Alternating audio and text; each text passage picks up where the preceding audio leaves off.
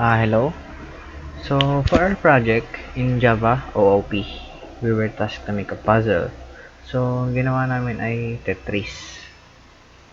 At ito ang concept sa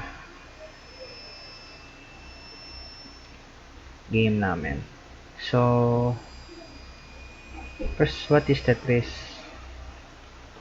So, sa Tetris, gagawa tayo ng meron tayong mga pieces, shapes na may apat na block. Binubuo ng apat na blocks.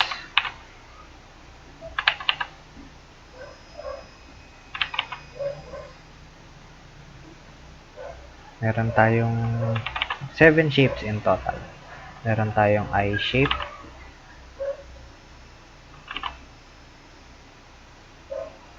meron tayong O shape,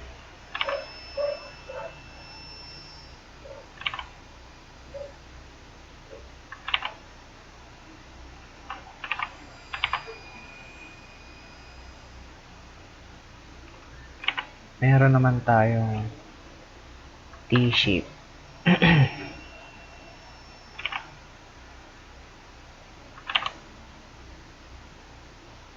That's 3 shapes.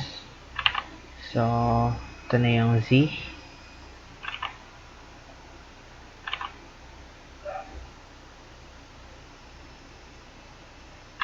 Ang L shape.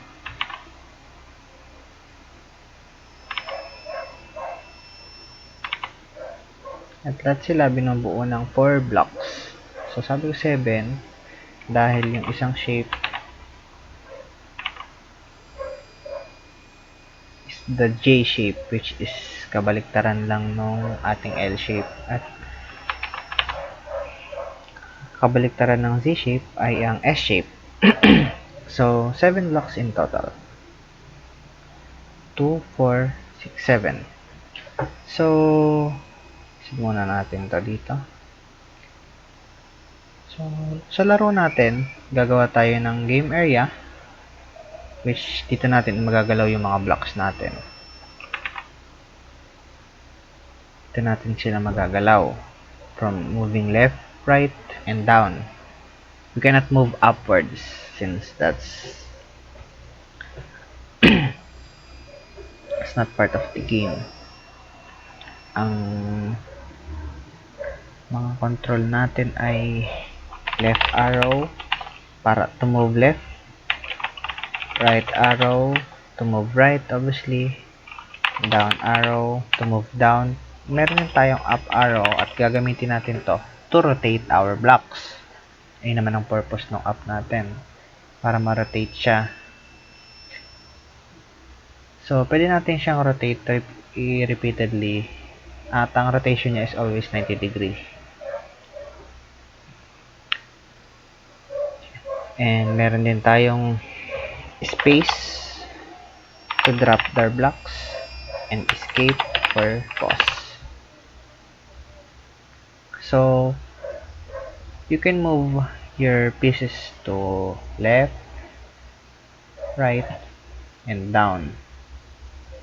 And yung up naman ay para mag-rotate. So, let's say ito yung una nating block. Left arrow to move right, left, right arrow to move right, and down arrow to move down. At ang pagpindot naman natin yung up, magro-rotate naman siya. It's like this.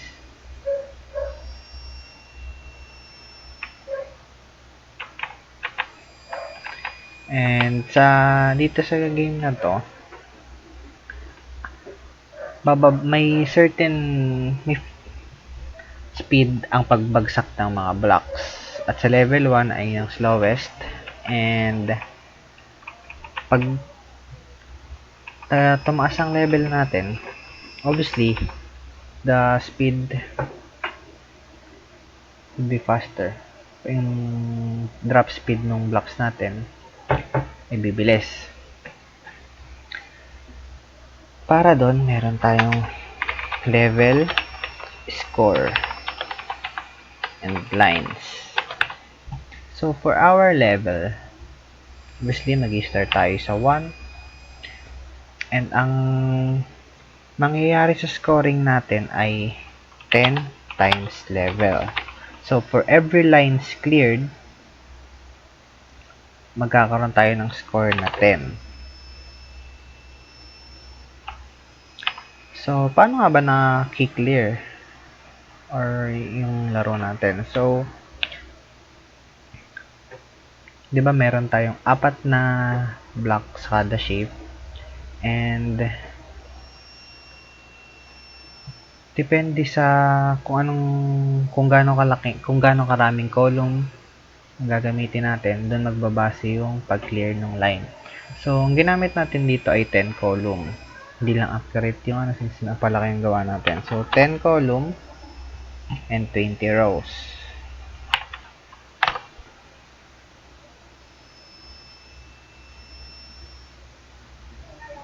Ito na lang. So, every time na mag-drop tayo ng blocks, let's say nakakompleto na tayo, let's assume na lang na 10 to. Kasi complete tayo ng isang line. Ang gagawin natin, i-clear natin to. And for every lines cleared, kakaroon tayo ng score na 10. 10 times level. Pag na-clear to, anong next na gagawin natin?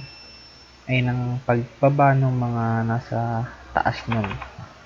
For example, may existing blocks dito. Ang mangyayari doon, pababa natin siya, mag-shift siya pababa.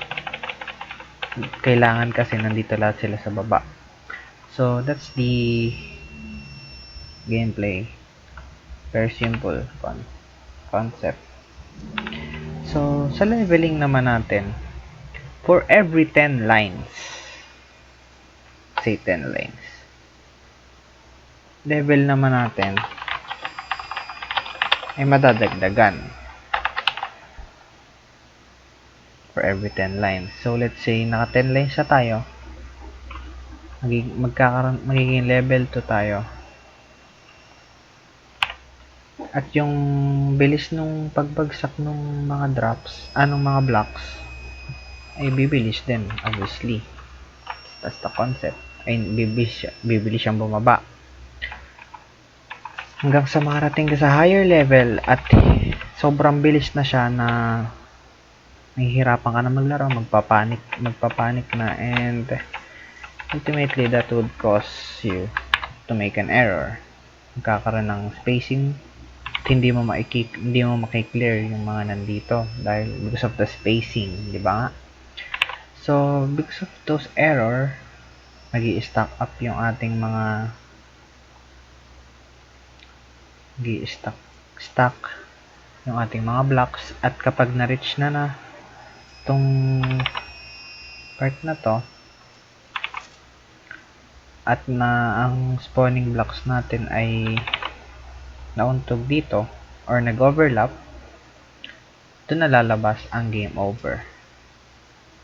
Doon na mag-e-end ang laro. So, that's the basic concept of the trace. So, we just clear lines and pataasan ng score. So, dito, sample natin yung laro.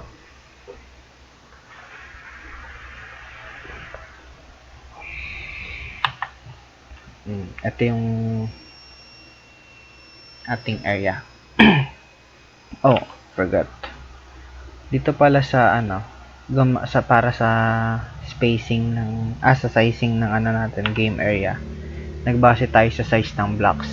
Ang blocks natin ay may size na 30 pixels. 30 ang sinet natin nating size sa kanya. So, ang kailangang maging size ng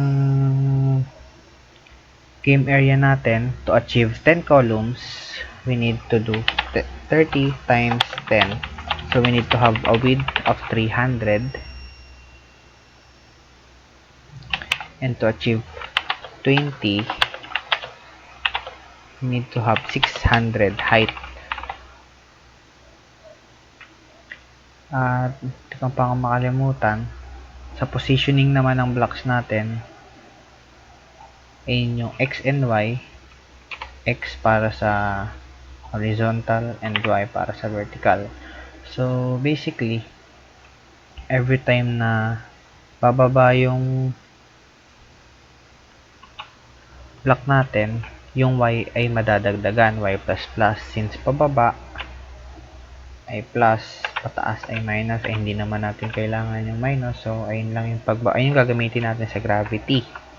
So, moving left and right, gagawin natin ay X minus to move left and X plus to move right. So, para naman bumaba, Y++ ang blocks natin. So, ito yung mga ginamit natin. And that's sa game. Let's resume our game. Present. So, dito, moving right. And kapag nag-collide na siya sa wall, hindi na siya movable. Hindi mo siya pwedeng pindutin. Ito na lang siya. Ganun din sa right side. And space to drop. Pag nag-space tayo, hindi mo na siya pwedeng i-rotate or igalaw. Just like this. See?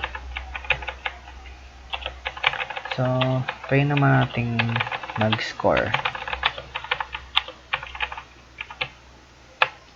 Dito magkaka-score tayo ng isang line. So, supposedly, ang score natin ay dapat maging 10. Kasi hindi siya na-clear dahil because meron tayong butas.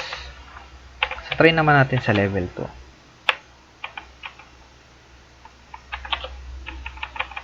So, eto, may lumabas dito. Nalabas siya kapag tinry nating i-rotate yung blocks at yung supposed to be yung magiging magiging shape, yung magiging position niya after rotation ay yun yung kinukuha niya. Kapag nagkaroon ng overlapping doon, hindi niya itutuloy yung rotation na yun at dito pinakita kung saang Y, kung saang position yung yung nagkaroon ng overlapping.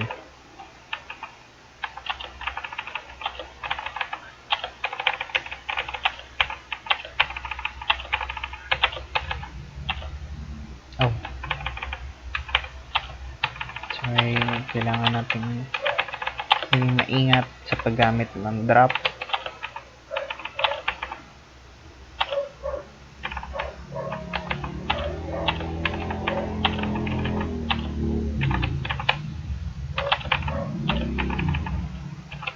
So, dito naman, meron tayong 90 score, 9 lines, and level 1. So, pag na-clear natin to, supposedly, dapat may level 2 na siya, right? As you can see, we have 2 levels, 10 lines, ang score natin ay naging 110. So, bakit? Dahil, pagdating ng level 2, ang lines natin ay naging 10, kaya naging level 2.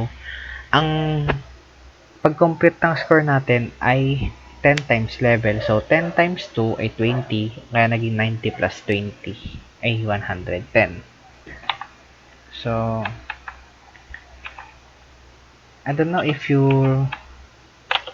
observe the drop speed from level 1 and level 2. You can see the difference. Hindi pa siya masyadong pansin, pero let's try for level 3 kung kitang-kita na difference speed.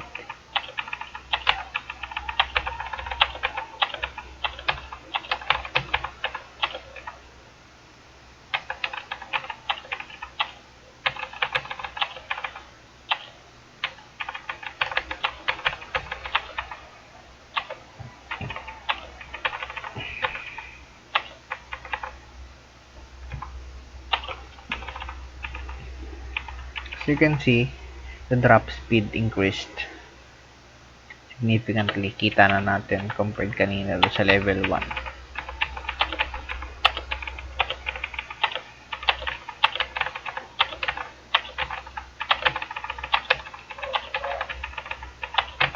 siya hanggang ano lang tayo.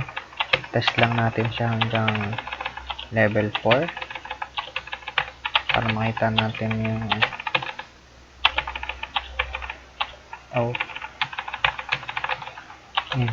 kita naman natin kung gaano kabilis yung drop speed.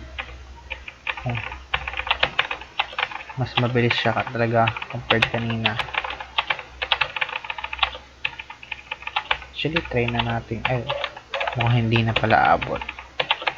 Hindi kakayanin yun.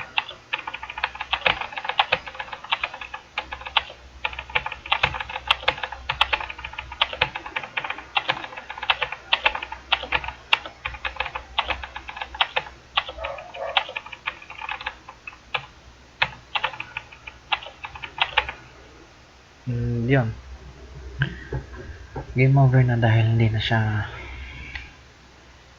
natin magagalaw yun dahil nag-overlap na yung spawning na block dun sa static block.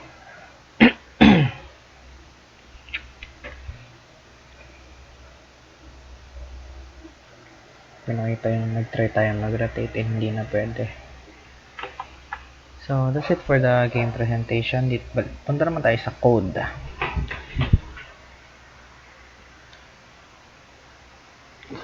So, hindi tayo gumamit ng JFrame form. Instead, nag-import na lang tayo ng JFrame. At gumawa tayo ng JFrame na object. So, since hindi natin dito nilagyan ng size or anything, supposedly lang dapat siya maliit na. Yung pinaka nasa taas lang, ganito lang siya. So, para lumabas to, yung size ng frame natin, kinuha natin yung size ng panel mismo. So, ito yung naging size natin. Kaya dalawa ang ginawa nating size doon. Para dito, ito yung para dun sa size ng frame. Dito naman yung size ng ating game area. As I said earlier, 30 times 10 para sa 10 columns, 300. 30 times 20 para 20 rows, kaya 600. So, dito, paano natin na yung size nung natin? Paano napunta yung size na yun, size nito, at naging size ng natin, frame, JFrame. So, ginamit natin yung pack. So, kung ano yung size nito nung ginawa nating object sa game area, kung ano yung size niya, ay yung mag-a-adjust siya para maging ka-size siya nung itong object na to, which is itong 800 by 720. At ayun, ang object, tapos sinet natin ito yung basic para ma-close yung game, para hindi siya ma-resize. Kasi pag na-resize, baka magulo-gulo yung elements natin sa loob ng form. And set legation relative to null para gumita yung ating form. At set visible true, which is the most important. Dahil kung hindi natin to gagawin, kung wala ito, hindi magpapakita ang laro mo. So, itong .start, ito yung ating thread. Dito siya makikita. Ito, gumamit tayo ng runnable para dun sa ating thread. Dito natin nilagay sa run na method yung loop natin. Dahil ito yung game thread natin. So, di na natin explain tong, dahil loop lang to, pwede tayong gumamit ng kahit anong loop, depende sa inyo. So, initial natin dito is FPS 60. Kung dinagdagan natin ng frame per second, kasi 120, bibilis yung laro natin. Bibilis yung starting point. Sa level 1, mas mabilis na siyang bumagsak. So, ito yung preferred size. Ito yung kinuha niyang nag-adapt yung frame natin para maging size siya na to. 800 by 720. Tapos set background to dark gray. Tas add key listener naman para dun sa mga controls natin. So, dito sa loop, dito natin nilagay yung update and repaint. So, ano nga ba yung repaint? So, bago yon ay ano pala muna natin. 'Di ba sa Java may ang ano ng OOP ay polymorphism, inheritance, abstract, and encapsulation. So, dito sa ginawa natin to, abstract lang ang hindi natin ginamit. Gumamit tayo ng encapsulation, inheritance, and polymorphism. Dito makikita natin ang paggamit ng inheritance. In-inherit niya ang class na jPanel. Ito ang parent class natin at runnable using extend then implement. So, sa paggamit ng sa extend jPanel, na-access natin yung paint component para makapag-paint ng mga ano natin, shape natin, ng mga frame natin, everything. Sa blocks, dito sa mga game area, for our level, for everything. Para ma-paint, makulayan yung mundo ng laro natin. At dito naman sa update,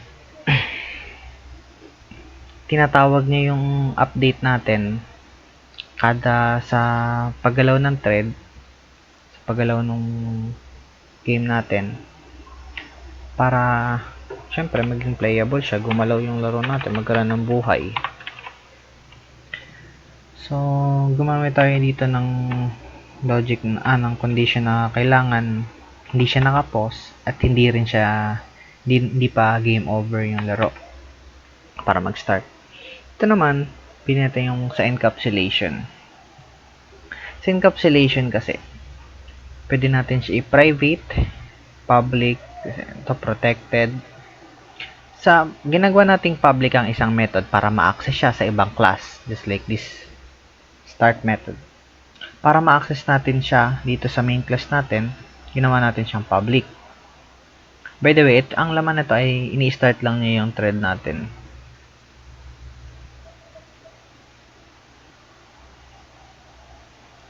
So, start dito yung ni-run. So, ano mangyayari pag pin-private natin? Obviously, hindi na siya nagamit. At dito, mag-error siya. Just wait for it. Yan, nag-error siya because ayun nga sabi, start has private access in game area. So we cannot access it dahil nga naka-private siya. So kailangan natin siyang gawing public para ma-access siya ng ibang class.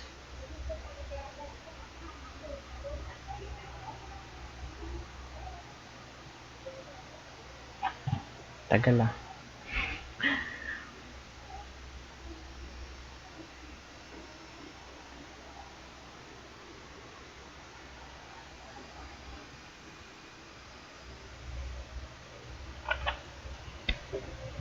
Tingnan natin.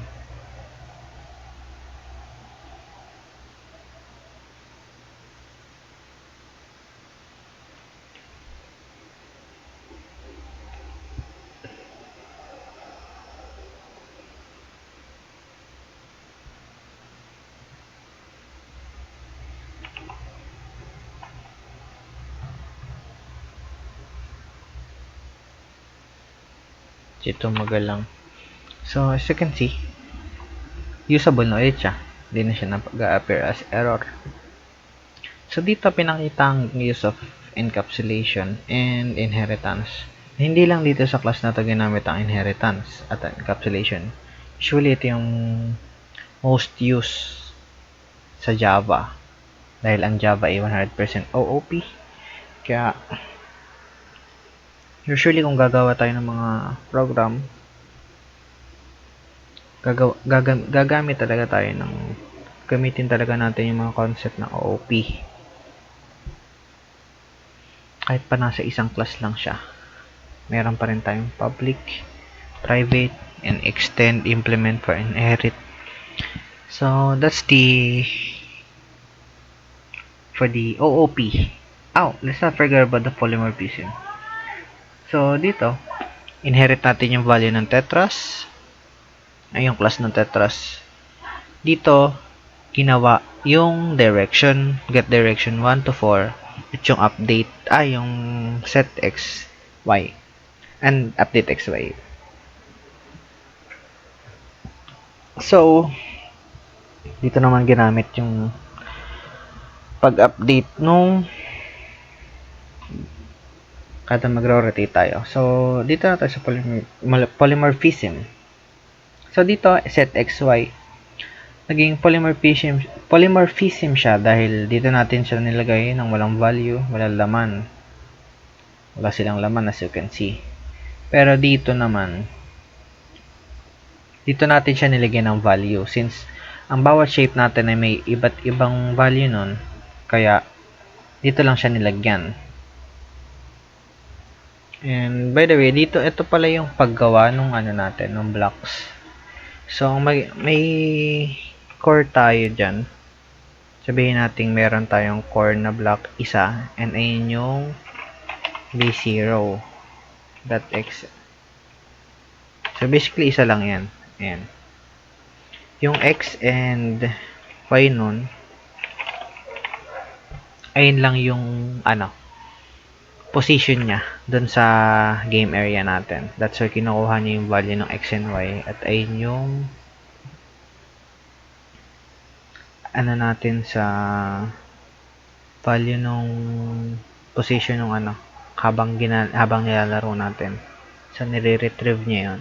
So punta naman tayo doon. Paano naging shape yon? So ito, Z shape to. Gumamit tayo ng red color. Ni-red natin siya. Ito. Sa paggawa nito, nagdagdag lang tayo ng ano, block size kasi nga block size natin ay 30, 'di ba? 30 kada isang ganito. So, let's say sa B1, index 1, ito magiging 1 to. Ito kasi yung 0 index. So, kapag gagawa tayo ng 1, ang panibago, ito muna, palaram tayo dito. Sabi niya, yung x ay equals, yung b index 1 dot x is equals to x nung 0 index plus block size. So, ano yung x and y? Diba? Sa x and y, ito yung inana natin dito. Right and, x and y. So, kapag right plus, kapag left, minus. Ganon din sa y. Pag pababa, plus. Pag pataas, minus. So, dito nilagay natin plus block size sa x. Sa x nung dito sa unang ano natin, unang block. Ito yung core natin. So, doon natin ilalagay yon x, 'di ba, right? So, dito, nag-plus tayo ng isa na 30, size 30. Ito na yon. So, ano pa yung isa? Sa 2 naman, sa pangalawang index nung ano, dahil meron tayo dyang, dito kasi, saan na yun? Dito, meron tayong 4 lang na element para sa ating blocks. Sinet natin siya sa y minus. So, y, di ba pag y? Di pataas yun dahil minus. Ito yung core natin. Ito siya. So, alam na natin kung saan yung isa, pero check natin dito. So, paano napunta dun sa isang yon? Yung panghuli nating block. So, x minus and y minus. So, ito yung core natin. X minus, y minus. Kasi x minus ay left, y minus ay up. So, dito siya napunta. At, nawala. Ito yung block natin ngayon. Kaya doon natin siya nabuo, yung C. So, ito, pares lang siya. Ito namang direction 2 ay para naman sa rotation ng 90 degree. Ito yung 0. Ito yung 0. Ito yung 1. X plus. Ito yon. Tapos ito namang 2 ay y minus. Wait. Y minus. Ay, ito rin pala yung kanina. My bad. Dito pala tayo sa 2. So, yung 1, ito ata yung ginamit nating core. Dahil temp, point 1, point y, ang y ay minus blocks, minus lang. So, ito nga ang core natin. Nagkamali tayo, my bad. Ito yung 1. Tapos, yung 2 ay x minus. So, ito, pa-left side siya. Tapos, yung 3 ay y tsaka plus. I mean, minus tsaka plus ng x. X minus dito, tapos y plus dito. Kaya dun siya nabuo. So, basically, ganun lang rin siya rotation. Kasi you can see dito, sa direction 3 natin, parehas lang siya ng direction 1. So, mapapansin natin na dito, B ang ginamit natin at temp B dito sa get direction. So, bakit? Ito kasi sa tetras natin, gumamit tayo ng B at temp B na blocks. At, ayun, ang concept nito is, yung rotation, mangyayari lang kapag nga, as I said earlier, walang collision, walang overlapping na mangyayari sa existing blocks. Dahil kapag nagkaroon ng hindi siya matutuloy. Because, as you can see, kailangan false lahat siya. Use end. Kailangan false lahat before niya makuha yung value ng temporary B. Before, ito na yung natin, magiging current. Ito yung current block natin, by the way. Tapos temp B yung magiging supposedly shape niya after the rotation. So, tine-check muna natin kung may overlapping ba. Dito sa check movement naman sa left, right, and moving down. So, basically, para hindi lumampas doon sa mga boundary natin sa game area. Ito naman sa rotation, dito na natin ginamit yon dito. Kung magkakaroon siya ng overlapping, ito nyo chine-check. Tapos, sa static block collision, para naman kapag naglaro tayo, kasi kung hindi natin chinek yun, tatagos lang to dito at hindi siya magpapatong-patong. So, dito, chinek nyo yun. At ang ginamit natin dito ay array list.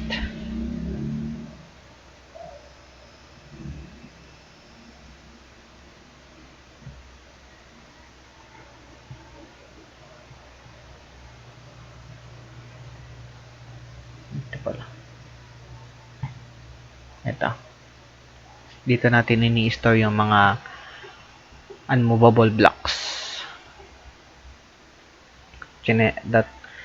At chine-check natin kung nakasampu na ba sila for every 10 lines, for every 10 blocks in a line. Tsaka siya magki-clear. Nag-add na rin tayo ng effect. Yung white na nakikita mo every time na makaka-clear tayo. Eto.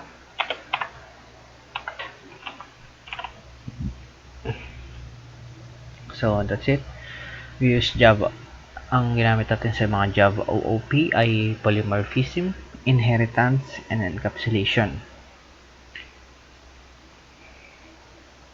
So, para naman sa design, para dito sa mga components na to, yung game area, dito sa mga kung ano yung gagamitin nating sa keyboard para mapagalaw, controls. So, ito yun. Yung game area, sinet natin siya sa block. Ito yung block. Up. At yung stroke nga ay yung thickness ay 4. Ito yun. That's why nung dinrawing natin yung rectangle na to, kailangan natin mag -4 para hindi lumampas or hindi kasi lalampas kasi siya kapag hindi siya nag -4 dahil dinagdagan natin ng 4 thickness. Parang lalampas siya dito. So, paano ginawa tong left top na margin? So, ito lang siya. Gumawa lang tayo nung padding to left x, right x, top y, bottom y. Ayun yung sinabi ko kanina na x ay pahaba na horizontal at y vertical. So, ito lang yun. 50-50. 50-50 siya. So, parang ito naman, obviously, kailangan natin to, tsaka yung size na to, para maging ito. Ayun na siya. Bottom y. At ito naman, ganun din. Yung size nito, yung size nito, pinag-plus natin, at ito na yung natin, right. So, ayun yung sa design natin. Ito lang siya.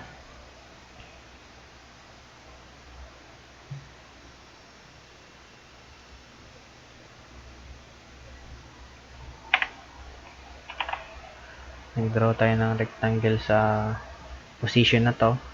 Right x plus 50. Ito nga yung right x plus 50. So, dito siya napunta. So, ayun lang siya. Ayun lang sa design. And, I guess that's about it.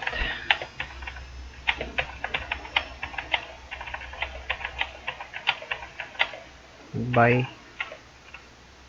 Game over. Thank you for